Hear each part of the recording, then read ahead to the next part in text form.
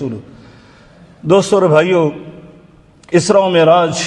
نبی کریم صلی اللہ علیہ وسلم کے عظیم معجزات میں سے عظیم معجزہ ہے، اور اس کی تاریخ کے بارے میں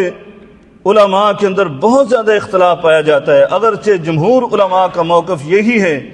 کہ اسی رجب کے مہینے میں 27 رجب کو نبی کریم صلی اللہ علیہ وسلم کو یہ عظیم معجزہ عطا کیا گیا، لیکن اس کے بارے میں جو ہمارے معاشرے میں بدعت و خرافات وہ پیدا ہو گئی ہیں، اور اس کے لیے خصوصی اہتمام کیا جاتا ہے، اس رات کو عبادت کی جاتی ہے، اگلے دن روزہ رکھا جاتا ہے، اس کا شریعت کے اندر کوئی ثبوت نہیں ہے۔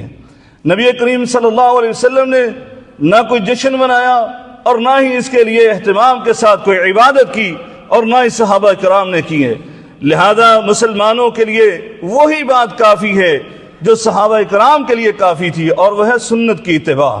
نبی کریم صلی اللہ علیہ وسلم کی پیروی۔ لہذا ہمیں ہر معاملے میں، خصوصاً عبادات کے معاملے میں، نبی کریم صلی اللہ علیہ وسلم کے اسوے کو اپنانا چاہیے۔